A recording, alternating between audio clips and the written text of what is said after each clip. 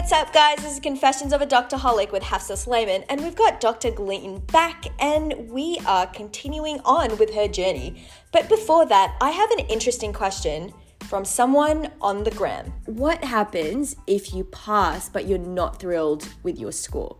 Can you retake the USMLE?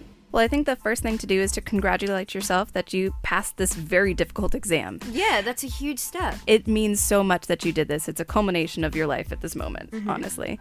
If you fail, you can retake it. There are restrictions. I believe you can only take it 3 times in a year, 5 times in your lifetime. And that's actually interesting. So they have a restriction on that because some of these companies were paying people to go and take the test that were photographic memory people. And so there's a limit to how many times you can take it. My grandmother win! Another Suits reference. And the next thing I would do is look at the websites that tell you what, scores that other residencies have had for this. So you've passed. There's a reason that that's a passing mark, and there are residencies and specialties that accept that. And so I would just look at those and see what options there are.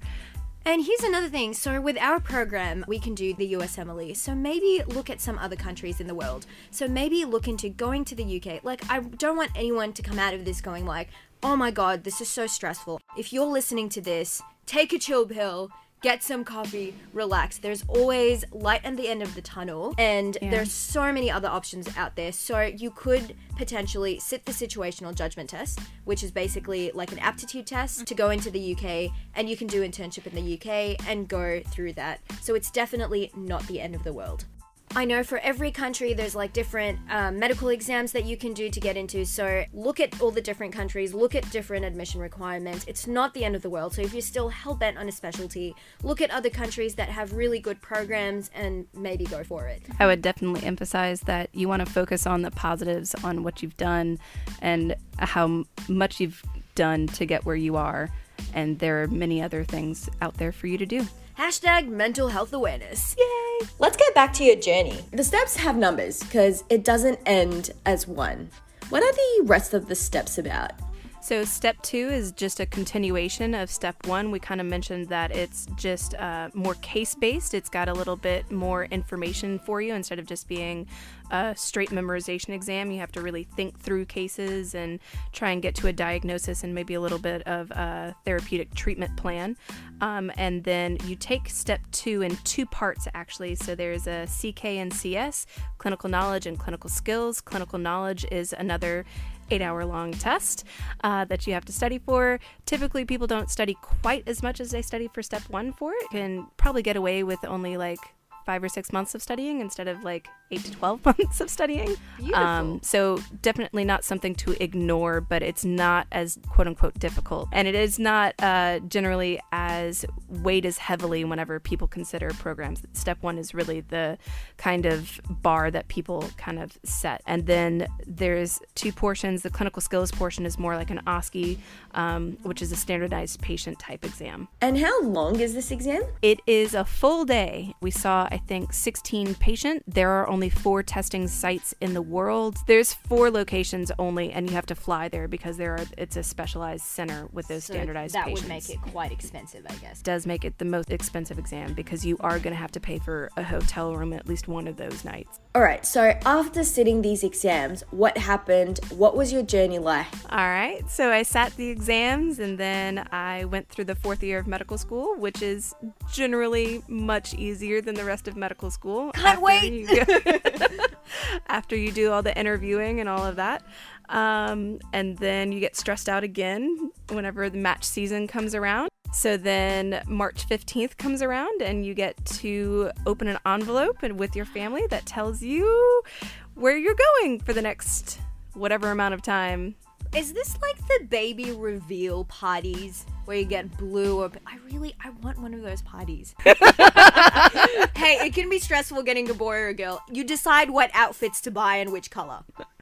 I support that. But every school does it a little bit differently how they announce it, but it is set that on Friday in March is going to be whenever they're going to release those envelopes, and then the school kind of decides how you're going to figure that out. And so our school, they called your name up. You got to play your song that you wanted to see. So I played Congo's I Wanna Know. I wanna know, I wanna know. That's great. I mean, to be honest, if it were me, I feel like I'd be so stressed. What if you don't get into the residency that you want? The way the match system works is it's very complicated actually, but you have gone to interviews, you've submitted your applications, you've gone to interviews, and then you rank your programs in what you most want to go to, and then they say they put in a list of their applicants that they want, and then a computer matches them. So how many programs can you rank? Definitely depends on how many interviews you got, because it's basically accepted that you only actually rank people that you went on an interview with. And there are, again, more letters of recommendation involved with all of this, of course. And it certainly matters what specialty you're going into. The more competitive ones, you want to have more interviews. So I ended up applying to family medicine. And so I interviewed at, I think, 10 places, which was quite a lot. Interview season got very tiring. It's the same questions. Probably 5 or 6. Oh, wow. Good on ya. And by this match system, you could technically apply for different specialties as well. You could apply for different specialties. I do know people who ended up doing that. You just have to be committed because it is a legal contractual obligation. What is listed on that envelope is what you will be doing. And so if you said, I really want anesthesia, a pretty difficult one to get into, but I'm going to put family medicine as a backup because I want to go somewhere, then you end up not getting anesthesia and you get family medicine and you're super disappointed and you want to reapply. It's very difficult because you're already contractually legally obligated to go to that program. Mm-hmm. All right, and what happened next? So I did family medicine, and so that was 3 years long. And then after those 3 years, I sat for the American Board of Family Medicine Physicians. And so that is why I'm considered board certified, and that's the national certification that you can practice anywhere in the United States. Then after that, I applied for a fellowship, which is like a graduate program, because I love school, man. I can't stop.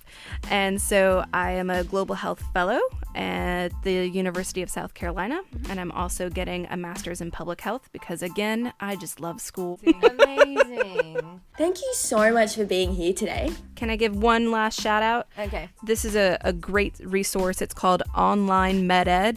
It doesn't really help for step 1, but for step 2, 3, boards, wards, clinical rotations, it's an amazing website. I actually had the privilege of working with Dr. Williams during my residency. He's a great teacher and his videos are amazing.